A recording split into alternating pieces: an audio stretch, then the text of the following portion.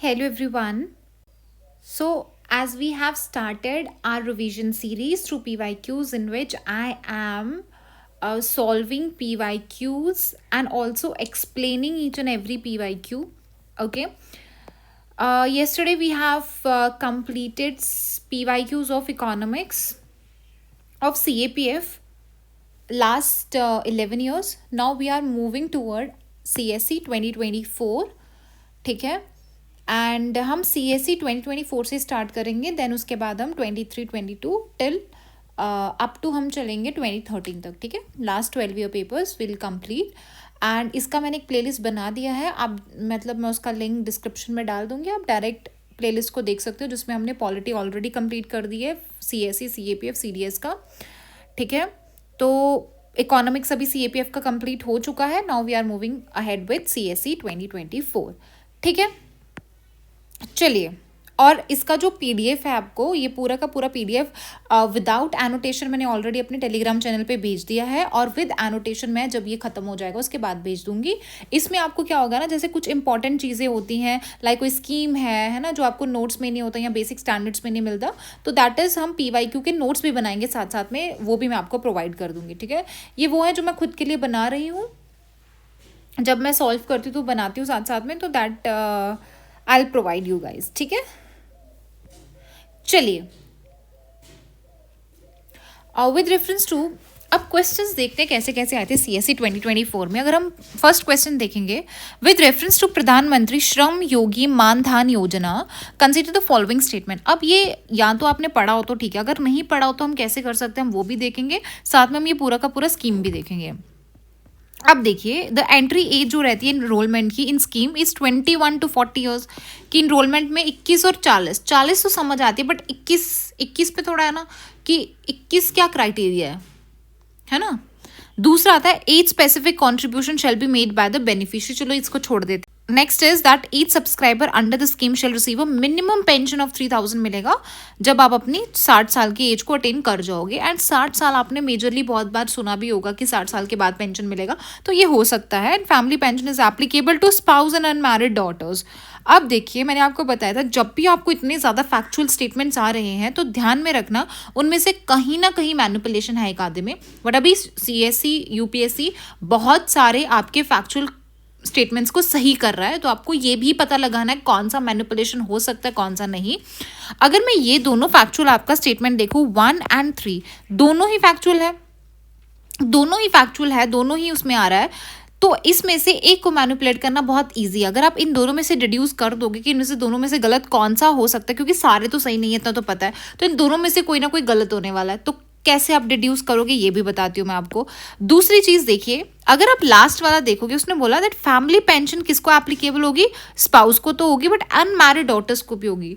अब आप खुद बताइए कि क्या फैमिली पेंशन बेटी को जाएगी, जो बेटी अनमैरिड बेटी है, क्या उसको पेंशन लगेगा क्या, या फिर सिर्फ और सिर्फ स्पाउस को लगेगा. देखिए, आपका जो इसमें ये देखने में ही गलत लग रहा है आपको कि अनमैरिड डॉटर को, कभी सुना है कि अनमैरिड डॉटर को पेंशन लग गया है ना. तो इसीलिए आप 4 यहाँ पे कैंसिल कर सकते हो. You will be left with these 2 options. और मैंने कहा था कि जनरली क्या होता है, अगर आपके पास 4 स्टेटमेंट्स वाला कोई क्वेश्चन है और उनमें से अगर आपको देखना कि रॉन्ग कितने हो सकते, तो मैक्सिमम 2 ही रॉन्ग आप पकड़ के चल सकते हो. ठीक है. मेजॉरिटी केसेस में बोल रही हूँ, हर केसेस में नहीं, क्योंकि 4 में से 3 स्टेटमेंट गलत फ्रेम करना टाइम लगता है उसको. ठीक है.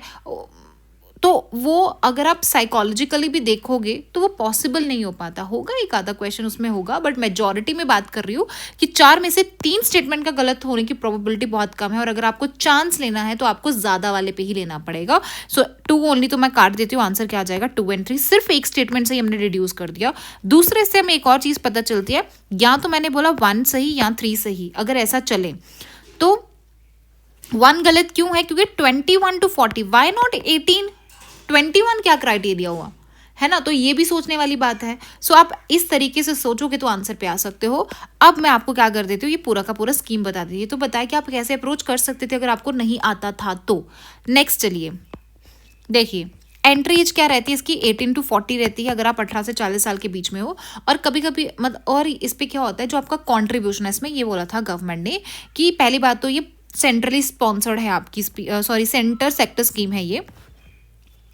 इसमें बोला गया था, सेंटर बोलता है दैट हम क्या करेंगे, जितना तुम डालोगे इस फंड में उतना ही हम डालेंगे, मीन्स 50-50 होगा, जो भी बेनिफिशियरी है 50 वो डाले 50 हम डाले, but depending upon your age. अब एज क्राइटेरिया भी मतलब इसमें रहता है कि डिपेंडिंग आप कब इसमें इनरोल हो रहे हो उस पर डिपेंड करता है, कौन सी एज में हो रहे हो, तो उस बेसिस पे भी आपका कॉन्ट्रीब्यूशन डिसाइड होता है। सो इसीलिए जो एज स्पेसिफिक कॉन्ट्रीब्यूशन होगा कि आपकी कौन सी एज है, एज स्पेसिफिक जो भी कॉन्ट्रीब्यूशन, जैसे अभी मैं 18 साल की, तो हो सकता है कि मैं थोड़ा कम कॉन्ट्रीब्यूशन या ज़्यादा कॉन्ट्रीब्यूशन करूँ, या फिर अगर मेरी काफ़ी ज़्यादा एज हो चुकी है, 40-50 प्लस हो गई है, सॉरी 30 प्लस हो गई है, तो मैं सोचूं ज़्यादा कंट्रीब्यूशन कर देती हूँ ताकि मेरे को ज़्यादा मिल जाए, है ना। तो जितना तुम कंट्रीब्यूशन करोगे उतना ही कौन करेगा, गवर्नमेंट करेगा। तो डिसीजन पहला किनका होगा, हमारा होगा। सो ये आपका सही है। ईच सब्सक्राइबर जो होगा उसको 3,000 मिलेगा आफ्टर, ये भी सही है। एंड फैमिली पेंशन सिर्फ और सिर्फ स्पाउस को मिलेगी, अनमैरिड डॉटर्स को नहीं मिलेगी। So here you can see the scheme. तो बजट एलोकेशन इस बार का 37% से इंक्रीज किया गया है। जो करंट स्टेटस है, टॉप पे जो 3 स्टेट्स हैं वो हरियाणा, यूपी, महाराष्ट्र है आपका, ठीक है। एंड लॉन्च ये गवर्नमेंट ने लॉन्च की थी 2019 में, ये मैंने आपको बता दिया। एंड बेनिफिशरी के स्पाउस को ही मिलता है, only available ministry of labour and employment के अंदर आता है। एलिजिबिलिटी मैंने आपको बता दिया। एंड एक और चीज़ होता है कि आपकी जो पर मंथ की जो सैलरी है वो 15,000 से कम ही होनी चाहिए, और ये सिर्फ और सिर्फ अनऑर्गेनाइज्ड उसके लिए, सेक्टर के लिए है, जिसमें street vendors, rank pickers, rickshaw pullers, construction वगैरह। और एक्सक्लूजन क्राइटेरिया क्या है कि आप एम्प्लॉय नहीं होने चाहिए प्रोविडेंट फंड में, एम्प्लॉय स्टेट इंश्योरेंस कॉर्पोरेशन में, या कोई भी नेशनल पेंशन स्कीम से आपको बेनिफिट ना मिलता हो, है ना। इनकम टैक्स पेयर नहीं होने चाहिए आप, या फिर आपको कोई भी गवर्नमेंट पेंशन से कोई किसी भी तरह का बेनिफिट नहीं मिलना चाहिए, ठीक है। ये कौन मैनेज कर रहा है, लाइफ इंश्योरेंस कॉर्पोरेशन कर रहा है। ये पूरी सेंट्रल सेक्टर स्कीम है, 100% सेंटर ही देगा। Beneficiary at the age of registration affect the contribution. तो जितना भी आपका कॉन्ट्रीब्यूशन अमाउंट है वो अफेक्ट कैसे करेगा कि किस टाइम पे आप रजिस्टर कर रहे हो, जो मैंने आपको एज स्पेसिफिक कॉन्ट्रीब्यूशन बताया। और ये आपकी क्या है, डॉक्यूमेंट्स है, like saving bank account, Jan Dhan account होता है आपका, आधार कार्ड चाहिए होता है ना, और मोबाइल नंबर चाहिए होता है आपका, ठीक है। डन। चलिए नेक्स्ट क्वेश्चन है आपके पास। इंडियन इकोनॉमी जो है, collateral borrowing and lending obligations क्या होता है, ये कौन से इंस्ट्रूमेंट्स हैं। अगर आप यहाँ से अगर इसका टर्म ही देखोगे, उसने बोला कोलेट्रल बोरो कर रहे हो या लेंड कर रहे हो, पैसा दे रहे हो, तो वो किस में आएगा। क्या बॉन्ड मार्केट में आप कोलेट्रल देते हो, या स्टॉक्स में देते हो, फॉरेक्स में क्या है आपका कोलेट्रल होता है, क्या बोरो करते हो, मनी मार्केट होता है, that is money market. Collateral borrowing क्या होता है, ये शॉर्ट टर्म पीरियड के लिए होता है, और इससे क्या करती है कि बोरो की जाती है मनी, ठीक है। फॉर एग्जाम्पल कि गवर्नमेंट को अगर बोरो करना है पैसा, ठीक है, गवर्नमेंट को बोरो करना है, जैसे वो किसी को भी बोलेगा, कंपनी को बोलेगा कि मेरे को बोरो पैसा चाहिए, ठीक है। अब वो पैसा तो लेगा, ये कंपनी जो है वो तो पैसा देगी, प्राइवेट जो है कंपनीज वो पैसा दे रही हैं, बट अब मेरे को ये बात बताइए कि क्या गवर्नमेंट उनको कुछ नहीं देगा, नहीं, बदले में वो गवर्नमेंट सिक्योरिटीज देगा कि आप तब तक ये सिक्योरिटीज रखिए, ठीक है, हमें आप पैसा दे दीजिए, और हम जब आपको पैसा वापस देंगे हम कुछ इंटरेस्ट रेट पे आपको पैसा दे देंगे, ठीक है ना। तो गवर्नमेंट सिक्योरिटीज पे क्या होता है ना, भरोसा होता है कि नहीं यार गवर्नमेंट तो पैसा दे ही देगी, ठीक है। तो ये होता है बोरोइंग, या फिर गवर्नमेंट क्या कर सकती है, पैसा दे भी सकती है, ठीक है, लेंड भी कर सकती है, तो they are the market, money market आता है। टोटल फर्टिलिटी रेट क्या होता है, फर्टिलिटी रेट होता है कि लाइफ बर्थ कितने दे रही है, मतलब एक जो विमेन है जो भी, तो average number of life birth कितना दे रही है विमेन अपने पूरे, मतलब जितनी भी उसकी चाइल्ड बियरिंग एज होती है, मेजरली 49 कंसीडर की जाती है, 15 एंड 49 के बीच में कंसीडर की जाती है, ठीक है। इस बीच एक जो आपकी जो विमेन होती है वो कितने लाइफ बर्थ दे रही है ना, so that is your fertility rate. अच्छा, ये बहुत इजी क्वेश्चन था, उसने बोला था storage of agriculture produce, but यहाँ पे आप थोड़ा सा हो सकते हो, देखिए उसने स्टोरेज बोला है ना, तो यहाँ पे एग्रीकल्चर कर रहे हो आप, ना ही आप उसमें से उस जो भी आपका गेहूँ है उसका आटा बना रहे हो या कोई प्रोडक्ट बना रहे हो, सो ना ये प्राइमरी में ना ये सेकेंडरी में, स्टोरेज में आ रहा है। तो स्टोरेज क्या है, वो सर्विसेज में आता है ना, ये लॉजिस्टिक्स में आता है, सर्विसेज हैं ये, तो ये कौन सा होगा, टर्शरी होगा, वेरी वेरी इंपॉर्टेंट। बाकी डेयरी फार्मिंग प्राइमरी है। मिनरल एक्सप्लोरेशन, मिनरल सबसे पहले निकालोगे ना, जाके मिनरल निकालोगे।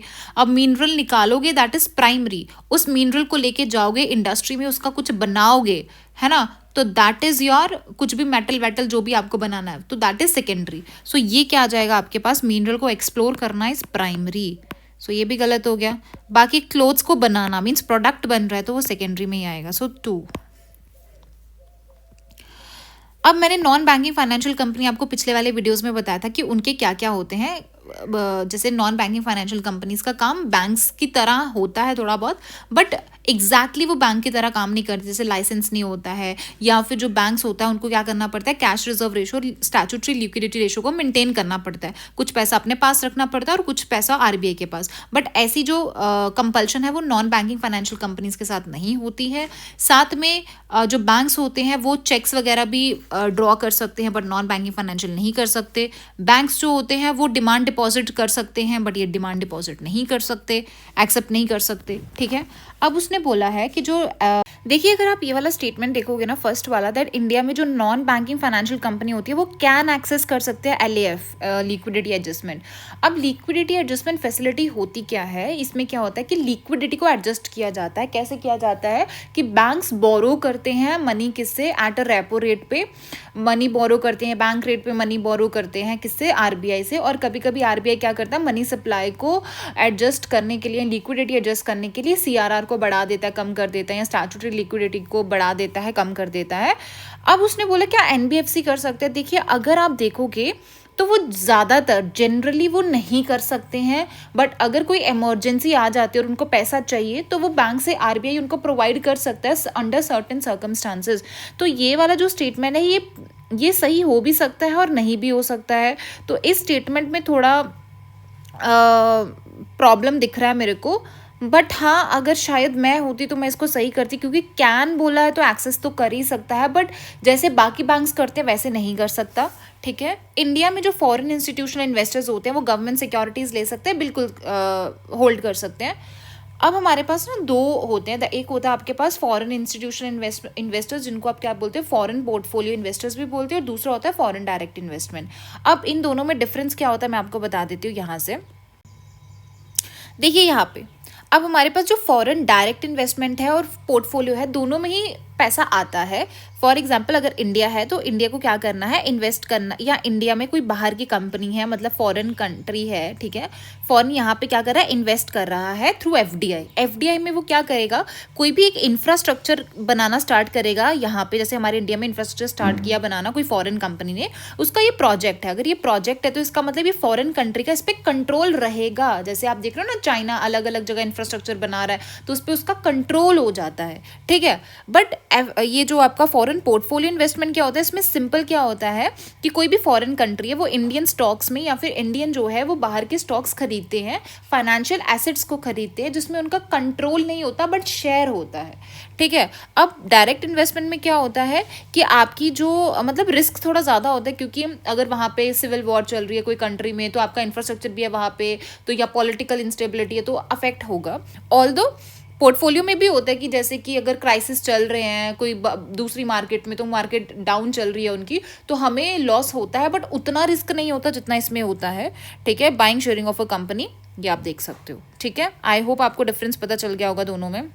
इन India stock exchanges can offer separate trading platform for debts, कि इंडिया में क्या होता है, जो स्टॉक एक्सचेंज होता है वो अगर आप ने स्टॉक्स वगैरह खरीदे होंगे या फिर वहाँ पे ट्रेडिंग वगैरह करते हैं, आपको पता होगा कि अलग से क्या होता है, डेट्स इंस्ट्रूमेंट्स होते हैं, तो जो स्टॉक एक्सचेंज क्या करता है, ऑफर करता है। सो मेरे हिसाब से 1, 2 and 3 होना चाहिए, बाकी इसका 2 and 3 भी हो सकता है अगर ये वाला गलत करे तो, ठीक है।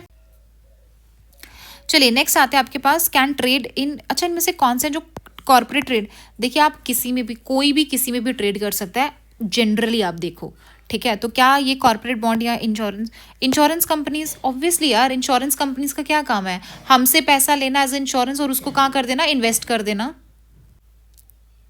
ताकि जो हमें पैसा मिलता है ना, कुछ ही % मिलता है, बाकी तो वो शेयर्स वगैरह में लगा देते हैं, और जो उसमें से प्रॉफिट आता है कुछ हमें दे देते हैं, कुछ अपने पास रख लेते हैं। पेंशन फंड्स वाले का तो काम ही यही है, तुमसे पैसा लेंगे, उधर से पैसा लेंगे, जो भी पूरा पैसा होगा वो कहीं तो भी डाल देंगे पैसा, तो वहाँ से जो भी प्रॉफिट आएगा कुछ % हमें दे देंगे, कुछ अपने पास रख लेंगे, ठीक है। नेक्स्ट आता है रिटेल इन्वेस्टर्स। रिटेल इन्वेस्टर्स तो करेंगे ही करेंगे, जो भी इन्वेस्टर्स हैं। आंसर क्या आ जाएगा आपके पास इसमें? 1, 2 एंड 3, तो सारे के सारे इन्वेस्टमेंट करते हैं।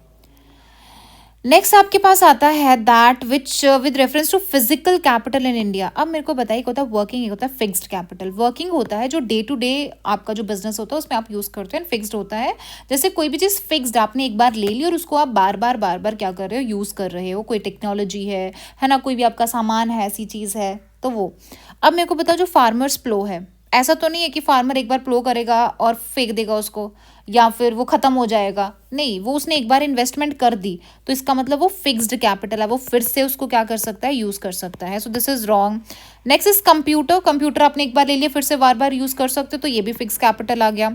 यान यूज्ड बाय द वीवर, मतलब अगर एक वीवर है वो यान यूज कर रहा है, आज यूज कर रहा है, उसने बना दिया क्लोथ, फिर यूज कर रहा है, कोई दूसरा कर रहा है ना, तो वो फिक्स कैपिटल नहीं आएगा, वो आपका क्या आएगा, वर्किंग कैपिटल में आएगा। ठीक है। एंड पेट्रोल की बात करो तो पेट्रोल किस में आता है, वर्किंग कैपिटल की फिक्स्ड। पेट्रोल भी आज यूज करो, फिर से नया लाओगे, फिर से नया लाओगे, तो वो वर्किंग में आ रहा है। सो आंसर क्या आ जाएगा इसका? ओनली 2। चलिए नेक्स्ट क्वेश्चन आता है एक्सचेंज ट्रेडेड फंड। अगर तो आप स्टॉक मार्केट में या फिर शेयर्स वगैरह खरीदते हो या फिर थोड़ा सा भी नॉलेज है तो आपको ईटीएफ के बारे में पता होगा कि एक्सचेंज ट्रेडेड फंड्स होते हैं। ठीक है। ईटीएफ में क्या होता है, लाइक कलेक्शन होता है स्टॉक्स का या फिर बॉन्ड्स का, क्या होता है, कलेक्शन होता है। ठीक है। एक ईटीएफ है, फॉर एग्जांपल कोई एनर्जी का ईटीएफ है आपके पास। ठीक है। तो उसमें क्या होता है, एनर्जी से रिलेटेड जितने भी आपके स्टॉक्स वगैरह होते हैं थोड़े बहुत, मतलब मिला के एक ईटीएफ बनाते हैं, या गोल्ड ईटीएफ्स होते हैं आपके। ठीक है। अब उसने बोला है motor vehicles and currency swap जो होता है, इनमें से कौन से फाइनेंशियल इंस्ट्रूमेंट्स, आप खुद देख के बताओ इनमें से कौन से फाइनेंशियल इंस्ट्रूमेंट्स होंगे। ऑब्वियसली 1 एंड 3 होंगे, इसका मोटर व्हीकल्स का तो कोई काम ही नहीं है। So answer is 1 and 3 only. Next is with reference to the rule and rule impose by RBI. अच्छा, आरबीआई ने जो भी रूल्स बनाए हैं उसके अकॉर्डिंगली क्या है, there is no minimum capital requirement for wholly own banking subsidiaries. ये किससे रिलेटेड है? अच्छा, उसने बोला है कि जो होली ओन्ड आपके बैंकिंग सब्सिडियरीज होते हैं इंडिया में, क्या उनका कोई भी मिनिमम कैपिटल रिक्वायरमेंट नहीं होता? And for wholly owned banking subsidy at least 50% of the board members क्या होने चाहिए, इंडियन नेशनल होने चाहिए। देखिए ये सही है। होली ओन्ड बैंकिंग सब्सिडियरीज क्या होती हैं, फॉर एग्जाम्पल आपकी कोई पेरेंट कंपनी है। ठीक है। पेरेंट कंपनी है तो उसने कहाँ पे आई, मतलब कोई फॉरेन कंपनी थी, उसने क्या कर लिया, आपके इंडिया में आ गई और सेटअप हो गया। ठीक है। अब क्या होता है, एक सब्सिडरी बना दी उसने, या बाहर को कोई भी बैंक है यहाँ पे आप करते हो। अब क्या होता है, होली ओन्ड मतलब क्या होता है, ये पूरा का पूरा किसके कंट्रोल में, इसी के कंट्रोल में है, जहाँ की वो कंपनी, जहाँ का वो बैंक है उसी के कंट्रोल में होगा, बट ऑपरेट दूसरी कंट्री में कर रहा है वो। ठीक है। तो वो होली ओन्ड बैंकिंग सब्सिडरी हो जाएगा इन इंडिया में। अब उसने बोला बट इसमें एक चीज़ होती है कि जो ये होली ओन्ड मतलब पूरी की तरह ओन तो आप कर रहे हो, बट उसमें से जो बोर्ड मेंबर्स होंगे उसमें से 25%, कम से कम 25% बोर्ड मेंबर्स इंडिया में होने चाहिए। क्यों? एक इससे दो चीज़ें होती है, एक तो जो भी बैंक आ रहा है, ठीक है, आपने पूरी की पूरी ओनरशिप तो उसको दे दी, बट इंडिया में वो अच्छे से काम कर रहा है, या अकाउंटेबिलिटी सेटअप करने के लिए क्या किया जाता है, कम से कम 50% जो बोर्ड मेंबर्स हैं वो इंडियन नेशनल्स रखे जाते हैं। सो answer is 2 only.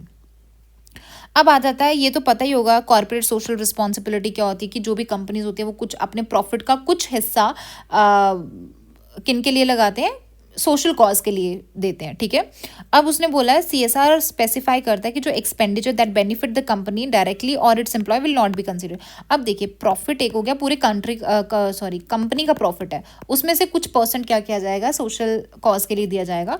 But CSR rules ने ये बोला था कि वो एक्सपेंडिचर मतलब वो खर्चा जो एक कंपनी कर रही है क्या करने के लिए, अपने एम्प्लॉयज़ को प्रॉफिट देने के लिए। क्योंकि कभी कभी देखते हो ना कि अपने एम्प्लॉयज़ को गाड़ी दी जाती है, रहने के लिए घर दिया जाता है, या फिर और भी जो भी दिया जाता है उनको, तो वो प्रॉफिट इसमें नहीं आएगा। तो ये बिल्कुल सही है, उसको कंसीडर नहीं किया जाएगा, तो ये बिल्कुल सही है।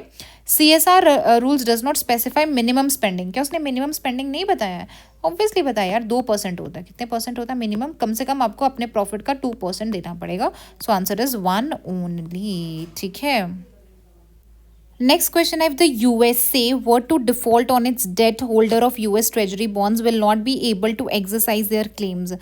उसने बोला अगर यूएसए जो है वो मतलब डिफ़ॉल्ट पे आ जाती है, मतलब जो भी उसने कर्जा वर्जा लिया हुआ है ना, तो उसमें डिफ़ॉल्ट पे आ जाती है, तो जो भी यूएस ट्रेजरी बॉन्ड्स में जो भी होल्डर्स होंगे, ठीक है, अब मैंने क्या किया, यूएस के जो बॉन्ड्स हैं वो ले लिए, ठीक है, अब क्या है कि वो डिफ़ॉल्ट में चला गया, ठीक है, अब क्या not be able to exercise their claim to receive payment, क्या मैं क्लेम डाल सकती हूँ कि मेरा पेमेंट दो, अगर फॉर एग्जाम्पल अगर कोई स्टॉक है, आप स्टॉक पे पैसा डाल रहे हो, तो क्या बाद में अगर वो डूब गए पैसे, तो क्या आप क्लेम कर पाओगे कि नहीं यार मेरे डूब गए पैसे वापस दो? नहीं, वो आप अपने रिस्क पे करते हो, आप अपने क्या करते हो, भरोसे पे करते हो कि ना नहीं यार ये कंपनी चलेगी या फिर ये नहीं चल सकती है, तो वो आप अपने अंदाजे से करते हो। वैसे ही सेम इसके साथ होता है, तो फर्स्ट इज करेक्ट। उसने बोला जो यूएसए गवर्नमेंट होता है इज नॉट बैक्ड बाय, कोई हार्ड एसेट्स के बैकिंग नहीं होती कि गोल्ड वगैरह की बैकिंग नहीं होती, बट सिर्फ आप क्या करते हो, एक फेद से, गवर्नमेंट के फेद पे क्या कर रहे हो, आप पैसा डाल रहे हो, तो ये सही है। सो ये दोनों ही आपके करेक्ट है और एक्सप्लेन भी कर रहा है। नेक्स्ट है सिंडिकेटेड लैंडिंग। सिंडिकेटेड क्या होता है, ग्रुप है किसी चीज़ का, तो उसने कहा जो सिंडिकेटेड लैंडिंग होता है या फिर जो ग्रुप में लैंडिंग होता है वो स्प्रेड कर देता है रिस्क ऑफ। देखिए इसमें होता क्या है सिंडिकेटेड लैंडिंग में, फॉर एग्जाम्पल एक बोरोवर आया, ठीक है, बोरोवर को क्या चाहिए था, 10 लाख रुपए चाहिए थे। अब अगर मैं तो डायरेक्ट अब मैं लैंड करने वाला हूँ, फॉर एग्जाम्पल मैं बैंक हूँ, ठीक है, या फिर मैं कोई एक पर्सनल हूँ जो भी पैसा वैसा देता है, अगर मैंने क्या किया, लेंडर है ये, ठीक है, क्या है, लेंडर है, अगर मैंने पूरा का पूरा इसको 10 लाख दे दिया तो सारा का सारा रिस्क मेरे पे आ जाएगा। बट अगर मैं यही लेंडर्स को 5 लेंडर्स में कर दूँ, 1 2 3 4 और 5, और अगर ये 5 लोग मिलके 2-2 लाख देंगे और अगर ये डूबेगा भी, तो पूरा का पूरा जो प्रेशर होगा वो एक लेंडर पे नहीं आएगा, वो पांचों पे आएगा, तो रिस्क कम हो जाएगा। तो यही काम होता है इसका। जो सिंडिकेटेड लोन होता है कैन बी फिक्स्ड अमाउंट हो सकता है, lump sum, but can't be credit line. उसने बोला कि एक फिक्स अमाउंट भी आप कर सकते हो, दे सकते हो, या फिर लमसम भी दे सकते हो, बट ये क्रेडिट लाइन नहीं हो सकता। ऐसा नहीं है, ये क्रेडिट लाइन भी हो सकता है। आप क्या कर सकते हो, जो भी आपने बोरो किया है, ठीक है, मनी, उसको आप क्या कर सकते हो, जब भी आप चाहो वो वापस दे सकते हो, आप उसको वापस दे सकते हो जब भी आपका मन करे, जो भी है अपने अकॉर्डिंगली, और जितना आपको चाहिए आप उतना ले भी सकते हो, ठीक है। सो ये क्रेडिट लाइन भी होता है। सो इसका answer is statement 1 is correct but 2 is not correct. India does not import apples from USA. अब ऐसे स्टेटमेंट को सही बोलना कितनी हद तक सही है, मेरे को बताओ। इसको सही करना गलत है तो ये क्या हो जाएगा, इसको आप गलत मान के चलो, तो 1 इज इनकरेक्ट, डी आ जाएगा। उसने बोला इन इंडिया में जो लॉ है वो प्रोहिबिट करता है इम्पोर्ट ऑफ जेनेटिकली मॉडिफाइड। तो जेनेटिकली मॉडिफाइड का जो इम्पोर्ट है यहाँ पे प्रोहिबिशन है, बिल्कुल है। कैसे, विदाउट द अप्रूवल, आपको अप्रूवल लगता है, किसका अप्रूवल लगता है, तो आपकी जो फूड सिक्योर ये जो food safety and standard authority of India होती है वो देखती है उसको, और एक कमेटी होती है that is genetic engineering appraisal committee होती है, वो देखती है, ठीक है। एंड ये आती है under ministry of forest and climate change. Next आपके पास है दैट जो डिजिटल रुपी है आपका, वो सोवरेन करेंसी है जो आरबीआई इशू करती है, बिल्कुल सही है, मॉनेटरी पॉलिसी के अलाइनमेंट में, ये सही है, इसमें तो कुछ गलत नहीं है। Next is it appears as a liability on the RBI की बैलेंस शीट पे। क्या ये आरबीआई की बैलेंस शीट पे लाइबिलिटी होती है, क्योंकि जो पैसा होता है ना आरबीआई के पास वो एसेट नहीं है उसका, ठीक है, वो प्रिंट करता है ऐसे, तो फिर वो कितना भी प्रिंट करते जाए, नहीं, वो उसके लाइबिलिटी के उसमें आता है, तो ये सही है। It is insured against inflation bye it's very design. क्या आप उसको इंश्योर करते हो अगेंस्ट इन्फ्लेशन? जी नहीं, इन्फ्लेशन आएगा तो वो भी फ्लक्चुएट करेगा। क्यों करेगा? क्योंकि डिजिटल करेंसी दूसरी करेंसी की तरह ही है ना, बस वो डिजिटल फॉर्मेट में है तो वही currency. And it is freely convertible against commercial banks. तो क्या आप उसको कन्वर्ट कर सकते हो कैश वगैरह में या मनी वगैरह में? हाँ, कर सकते हो। सो 1, 2 and 4। क्या अब ये ना अलग से क्वेश्चन आया था इंटरनेशनल ग्रेन्स काउंसिल पे कि इंडिया मेंबर है and a country need to be a member of international grain council for exporting. A country needs to be a member। अच्छा, उसने बोला है कि अगर आप एक्सपोर्ट कर रहे हो या इंपोर्ट कर रहे हो राइस या वीट, तो आपको इसका मेंबर बनना ही पड़ेगा। तो आप खुद बताइए, क्या ये इतना एक्सट्रीम स्टेटमेंट सही हो सकता है? रशिया, यूक्रेन जैसे जो कंट्रीज हैं वो एक्सपोर्ट इंपोर्ट कर रही हैं। यूक्रेन से जाता है ना वीट वगैरह, तो वहाँ से जाता है, but they are not the member of international grain council. और देखिए, और अगर ये वाला गलत होता है ना, तो मोस्ट प्रोबेबली एक स्टेटमेंट सही होता है, ऐसे देख के चल सकते हो, बट हमेशा सही नहीं होता है, बट मैं आपको ऐसे बता रही हूँ। तो इस पे इन सब चीज़ों पे, छोटी छोटी चीज़ों पे अगर आप काम करना स्टार्ट करोगे तो आपको खुद ब खुद पता चल जाएगा कौन सी स्टेटमेंट सही होती है, कौन सी गलत। समझ आ गया? तो ये ग्रीन काउंसिल आप देख लो, इंटर गवर्नमेंटल ऑर्गेनाइजेशन है, 1949 में इस्टेब्लिश हुई थी। देखिए, पहले इसका नाम था इंटरनेशनल वीट काउंसिल, ठीक है, बाद में इसको रीनेम कर दिया गया 1995 में। 30 मेंबर कंट्रीज हैं अभी इसमें। ओके,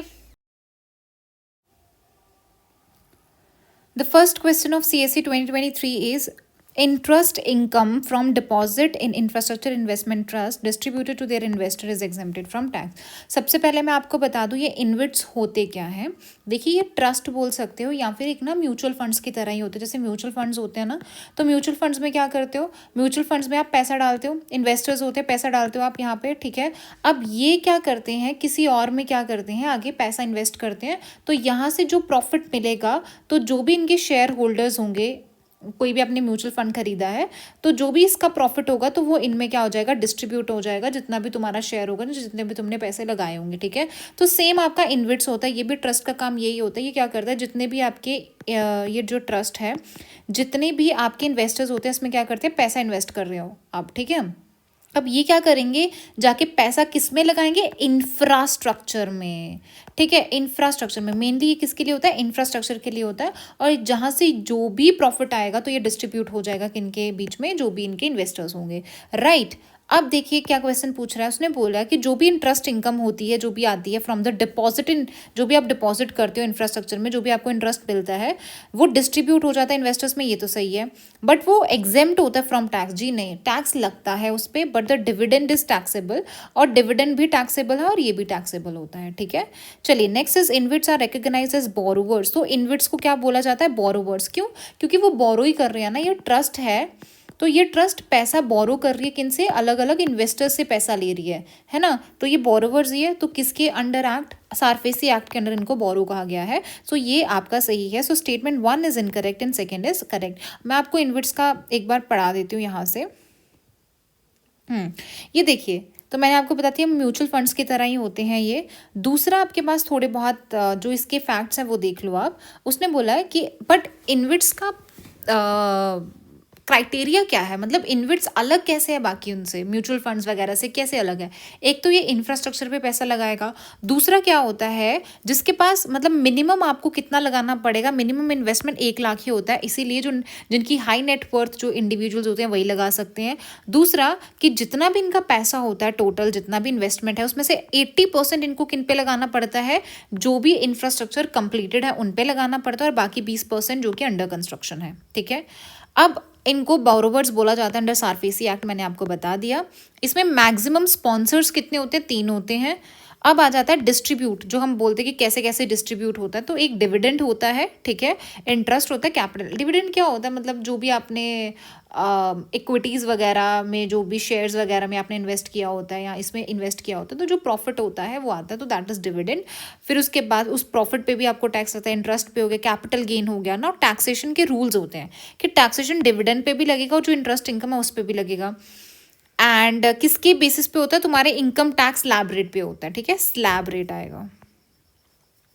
अब आता है कैपिटल गेन पे भी टैक्स लगता है। अब कैपिटल गेन में क्या होता है, मतलब जितना भी आपको मुनाफा हुआ होता है, कैपिटल गेन हुआ होता है, तो उस पर भी टैक्स लगता है। कैसे, अगर, और ये लगता कैपिटल गेन होता है कि अगर आप अपने जो भी एसेट्स वगैरह आपने खरीदे हैं, जितना भी इन्वेस्ट किया जो भी है, जैसे आपके पास शेयर्स आपने खरीदे, तो उसके बाद आप कभी ना कभी तो उसको सेल करोगे, तो जब सेल करके आपके पास प्रॉफिट होता है ये तब लगता है, ठीक है, जब आप बेच देते हो इन्विट्स को, इन्विट्स यूनिट को जब आप सेल करते हो, उस पर जो लगता है that is capital gain. But अगर आप, जैसे कि आपने आज खरीदे और 3 साल तक आपने उसको होल्ड करके रखा और 3 साल के बाद आपने क्या किया, उसको सेल किया, तो आप पे शॉर्ट टर्म कैपिटल गेन लगता है, मतलब जितना भी प्रॉफिट उसका 15% लगेगा। बट अगर आपका 3 साल से ज़्यादा हो गया, ठीक है, उसके बाद आप निकलवाते हो पैसा, तो आप पे 10% ही लगेगा, ठीक है।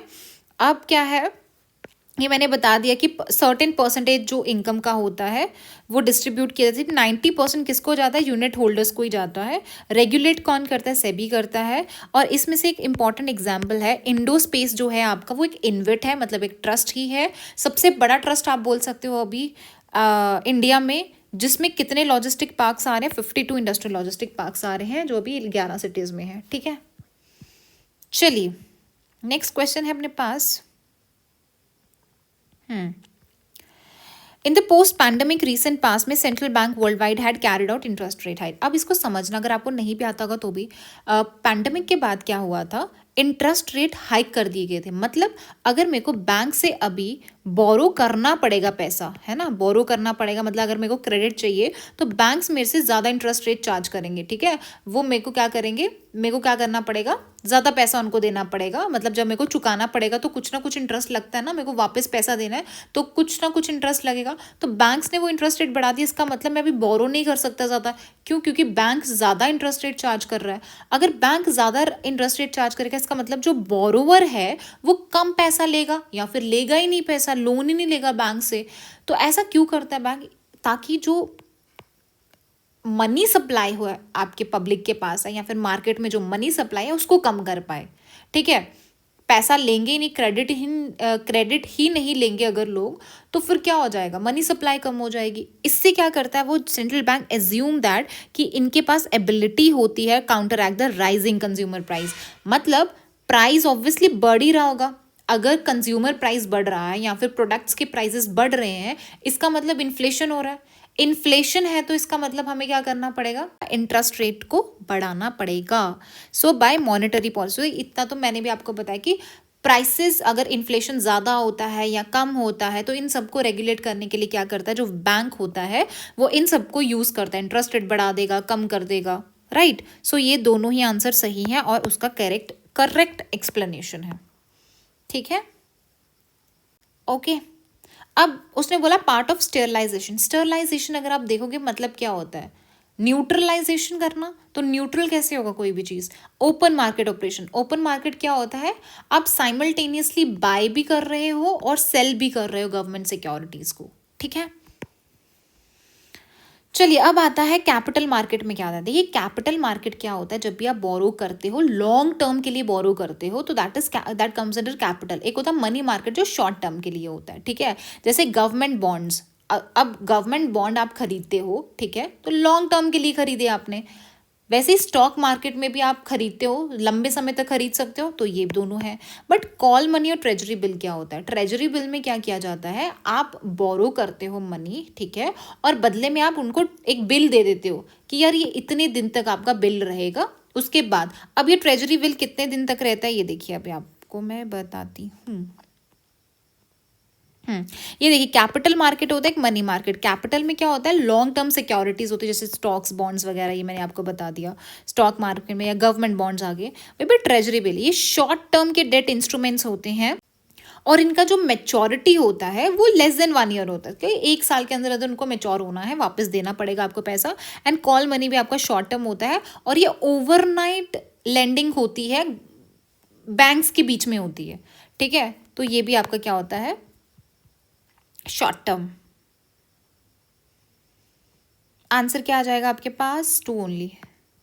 नेक्स्ट आपके पास आता है गवर्नमेंट। देखिए एमएसपी जो होती है, मिनिमम सपोर्ट प्राइस दिया जाता है, ये कुछ क्राइटेरियाज होते हैं, कंडीशंस होती हैं, उन पे फिक्स किया जाता है। जैसे कि अगर आपने कोई भी प्रोड्यूस की है, क्रॉप प्रोड्यूस की है, उसमें आपके इनपुट्स कितने लगे हैं, है ना, ये सबको मिक्स वगैरह करके तो एक एमएसपी अनाउंस किया जाता है। तो एमएसपी कितनी क्रॉप्स के लिए दिया जाता है, पहली बात इसको अनाउंस कौन करेगी, गवर्नमेंट ऑफ इंडिया, और 22 क्रॉप्स के लिए दिया जाता है। और एमएसपी होता है क्रॉप्स के लिए जो 22 क्रॉप्स हैं, और एक फेयर एंड रिम्यूनरेटिव प्राइस निकाला जाता है शुगर के लिए, ये भी मिनिमम सपोर्ट प्राइस ही होता है। नाउ अनाउंस कौन करता है, government of India, but recommendation किसका होता है, सीएसीपी का होता है, commission for agriculture cost and prices का। 14 क्रॉप्स हैं जो कि खरीफ सीजन की है और 6 राबी क्रॉप्स हैं और 2 कमर्शियल क्रॉप्स हैं जिनको मिलता है, टोटल 22 हो गई। अब आपकी आ जाती है सीरियल्स ऑफ क्रॉप्स। ये है सीरियल्स में कौन है, पैडी, वीट, बार्ली, ज्वार, पल्सेस में ये है, ऑयल सीड्स में ये सब आ गया, नाइजो सीड, सैफ्लॉर, रॉ कॉटन, ये सब हो गया। अब इनमें से खरीफ कौन सी है ये भी आपको पता होना चाहिए, एंड राबी कौन सी है वो भी आपको पता होना चाहिए। ठीक है, मूविंग टू वर्ड क्वेश्चन, क्या बोल रहा है वो, उसने बोला जी गवर्नमेंट ऑफ इंडिया प्रोवाइड करती है एमएसपी फॉर नाइजर सीड, तो पीछे हमने देखा नाइजर सीड के लिए मिलता है, तो सही है। नाइजर कल्टीवेटेड होता है खरीफ क्रॉप, बिल्कुल सही है। एंड सम ट्राइबल पीपल, जब सम आ जाता है ना वो पॉजिटिव ही रहता है, इतना याद रखना। तो कुछ ट्राइबल पीपल क्या करते हैं, नाइजर सीड यूज करते हैं कुकिंग के लिए। अब इस स्टेटमेंट को गलत करना ईजी है, अगर एक भी बंदा यूज करता होगा नाइजर सीड, और इस फैक्ट को प्रूफ करना इज डिफिकल्ट ना, हो सकता है कहीं पे भी कोई भी यूज करता होगा, और सीड है तो सीड से ऑयल तो बनेगा ही बनेगा। सो आंसर क्या जाए आपके पास, ऑल थ्री। नेक्स्ट क्वेश्चन है, इनमें से कौन सा है जो इनटेंजिबल, इनटेंजिबल इन्वेस्टमेंट्स क्या होती हैं, जो कि फिजिकल एसेट्स नहीं होते हैं, ठीक है, फिजिकली टच नहीं कर सकते हैं, फिजिकल एसेट्स नहीं होते हैं, वो आपके इंटेंजिबल होते हैं। अब ब्रांड, ब्रांड को पकड़ सकते हो फिजिकली, नहीं, तो ये होगा इन्वेंट्री। इन्वेंट्री होती है गुड्स, गुड्स वगैरह जो भी आपने किसके लिए रखा होता है, एक स्टॉक रखा होता है, इन्वेंट्रीज होती है ना, स्टॉक्स रखा होता है बेचने के लिए, सो दैट इज इन्वेंट्री, तो फिजिकल होते हैं, तो ये गलत हो जाएगा। इंटेलेक्चुअल प्रॉपर्टी, इंटेलेक्चुअल जैसे कॉपीराइट है, पेटेंट दी जाती है, तो उसको तो ना टच कर सकते हो आप, ये भी आपका इंटेंजिबल है। मेल कर रहे हो तो उसको भी टच नहीं कर सकते हो, है ना, सो आंसर आ जाएगा 3। अब ये 15th फाइनेंस कमीशन का मैंने वीडियो बनाया था, इसका लिंक मैं प्ले उसमें डाल दूंगी डिस्क्रिप्शन में। 15th फाइनेंस कमीशन ही फाइनेंस कमीशन पे मैंने वीडियो बनाया था, जिसमें आपको मैंने 14, 15 एंड 16 कराया था। मैक्सिमम क्वेश्चन उसी से हो जाएंगे क्योंकि रिसेंट वाले यही है। ये आपका 15th फाइनेंस कमीशन से आपका CAPF में भी क्वेश्चन पूछा है, वो भी 2024 में, और 3 क्वेश्चन आए हैं CAPF में, तो ये 2023 का है और वो 2024 का है। तो देखो कितना इंपॉर्टेंस है एक दूसरे के पेपर्स में। मैंने आपको बताया था कि डेमोग्राफिक परफॉर्मेंस का है, फॉरेस्ट एंड इकोलॉजी का है, और टैक्स एंड फिस्कल एफर्ट्स का है, तो ये आ जाएगा ओनली 3, बाकी ये नहीं होगा। तो आप ऊपर देख सकते हो फाइनेंस कमीशन, ये देखिए, ठीक है। तो मैंने आपको बताया था कि डेवोल्यूशन कैसे होता है, तो एरिया, पॉपुलेशन, डेमोग्राफिक परफॉर्मेंस और कितना वेटेज है वो भी आपको पता होना चाहिए, forest and ecology and tax and fiscal efforts, 15th finance commission. Okay, चलिए द नेक्स्ट क्वेश्चन इज, उसने बोला है according to micro, small and medium enterprises development, medium enterprises क्या कौन से जिनका इन्वेस्टमेंट इतना होता है। देखिए याद रखिएगा, आपके पास क्या होती है, एक होती है माइक्रो, एक होती है स्मॉल, और एक होती है मीडियम। जो माइक्रो होती हैं उनका जो इन्वेस्टमेंट, किसमें इन्वेस्टमेंट, एक आपके पास होता है कि प्लांट्स एंड मशीनरी में वो कितना इन्वेस्ट कर सकती हैं, और दूसरा होता है आपके पास टर्नओवर कितना होना चाहिए, ठीक है, इन्हीं का। तो टर्नओवर अगर आप देखोगे माइक्रो, स्मॉल एंड मीडियम, वैसे ही आपके पास क्या हो जाएगा, इसमें भी, इसमें आपका आ जाएगा इन्वेस्टमेंट पे, ठीक है, इन्वेस्टमेंट इन प्लांट्स, ठीक है, इन्वेस्टमेंट आ जाएगा प्लांट्स एंड मशीनरी। ओके, तो इसमें भी आपके पास क्या आ जाएगा, माइक्रो, स्मॉल एंड मीडियम। अब माइक्रो की अगर आप बात करोगे, अगर आपको प्लांट्स वगैरह या मशीनरी में इन्वेस्ट करना है तो माइक्रो कितना कर सकती है, not more than 1 crore, means up to 1 crore कर सकती है। और इनका टर्नओवर कितना होना चाहिए माइक्रो वालों का, 5 करोड़, अप टू 5 करोड़, ठीक है। फिर उसके बाद आता है जो स्मॉल एंटरप्राइजेस होती हैं वो कितना इन्वेस्ट कर सकते हैं इसमें, up to 10 crore. And medium वाले कितना कर सकते हैं, अप टू 50 करोड़, ठीक है। और टर्नओवर की इसमें बात करेंगे तो स्मॉल में टर्नओवर कितना रहता है आपका, up to 50 crore, and medium में अप टू 250 करोड़। समझ आ गया, तो ये याद होना चाहिए। सो ये आपका गलत है क्योंकि उसने बोला है दैट माइक्रो स्मॉल में जो मीडियम होता है उनका कितना होता है, बिटवीन 15 करोड़ एंड 25, तो हमने देखा मीडियम में कितना होता है, अप टू 50 करोड़ होना चाहिए, तो पहला आपका गलत हो जाता है। दूसरा बोलता है जितने भी बैंक्स होते हैं आपके माइक्रो स्मॉल के, वो क्वालिफाई करते हैं अंडर द प्रायोरिटी सेक्टर। तो प्रायोरिटी सेक्टर लैंडिंग क्या होती है कि कुछ बैंक्स होते हैं जो कुछ जो सेक्टर्स होते हैं प्रायोरिटी, मतलब सेक्टर जो क्रूशियल होते हैं, तो कुछ बैंक्स को क्या करना पड़ता है, उनको लोन देना पड़ता है, ठीक है। तो क्या माइक्रो स्मॉल क्वालिफाई होते हैं, जी हाँ बिल्कुल होते हैं, ठीक है। So answer is 2 only. Next is central bank के ऊपर है डिजिटल करेंसी। क्या it is possible to make payments in a digital currency without using US dollar या स्विफ्ट सिस्टम? तो स्विफ्ट सिस्टम में क्या होता है, अगर आपको एक दूसरी कंट्री के बीच में ट्रांजेक्शन करना है तो थ्रू स्विफ्ट सिस्टम तुम करते हो, but central bank digital currency के अकॉर्डिंगली क्या होता है, आप डायरेक्ट क्या कर सकते हो, जिसके साथ भी आप पेमेंट कर रहे हो डायरेक्ट पेमेंट कर सकते हो। तो this is right, it is possible है। जब पॉसिबल की बात आती है तो पॉजिटिव है, तो पॉसिबल कुछ भी हो सकता है। Digital currency can be distributed with the condition programmed into it such as time frame for spending it. बिल्कुल सही है, जो भी आपका डिजिटल करेंसी होती है उसमें प्रोग्राम किया जा सकता है, जिसमें ये बताया जा सकता है कि आप ये करेंसी कब तक यूज़ कर सकते हो या फिर कैसे यूज़ कर सकते हो। कुछ रिस्ट्रिक्शंस भी लगाई जा सकती हैं, टाइम फ्रेम हो सकता है, उसको कैसे स्पेंड कर सकते हो, है ना। सो ये दोनों की दोनों करेक्ट हैं।